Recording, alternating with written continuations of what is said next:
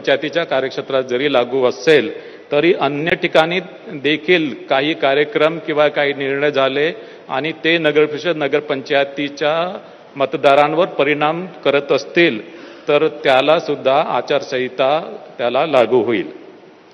मात्र नैसर्गिक आपत्तीबाबत काही उपाययोजना किंवा मदत द्यायची असेल त्याला आचारसंहितेची आडकाठी राहणार नाही.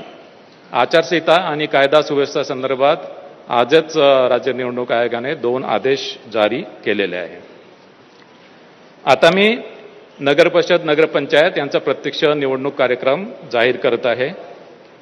नामनिर्देशन पत्र दाखल करण्यास सुरुवात 10 नोव्हेंबर 2025. नामनिर्देशन पत्राची दाखल करण्याची अंतिम मुदत 17 नोव्हेंबर 2025. नामनिर्देशन पत्राची छाननी 18 नोव्हेंबर 2025.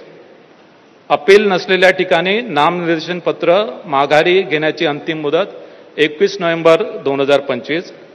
अपील असलेल्या ठिकाणी नामनिर्देशन पत्र माघारीची अंतिम मुदत 25 नोव्हेंबर 2025.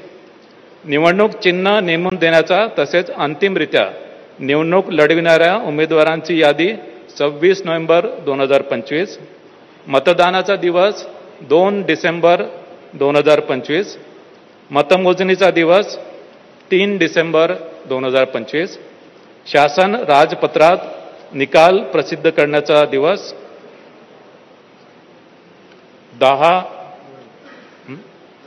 10 नोव्हेंबर 2025. सॉरी 10 डिसेंबर 2025. तर या अनुषंगाने नगरपरिषद नगरपंचायतीच्या निवडणुका या स्वच्छ, पारदर्शक, निर्भय आणि कायदा व नियमाच्या चौकटीत करण्याची संपूर्ण दक्षता राज्य निवडणूक आयोगाने घेतलेली आहे.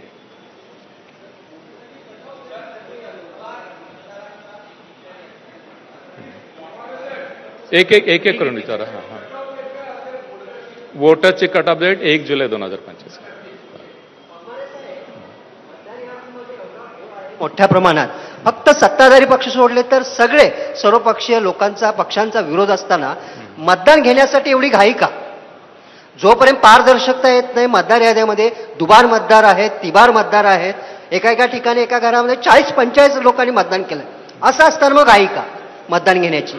नाही, दुबार आणि तिबार मतदाराबाबत आम्ही पूर्णपणे उपाययोजना केलेल्या आहे. त्याची मी प्रक्रिया आपल्याला सांगितलेली आहे. जिथे दुबार मतदार तिबार मतदार आहेत तिथे आमचे लोक संबंधित मतदारांपर्यंत जातील आणि त्यांना विचारतील, त्यांचे ऑप्शन्स घेतील आणि जे मतदार त्या आव्हानाला प्रतिसाद देणार नाही त्याच्यामध्ये सुद्धा त्यांच्याकडून अंडरटेकिंग घेऊन आम्ही त्यांना मतदान करू देणार आहे.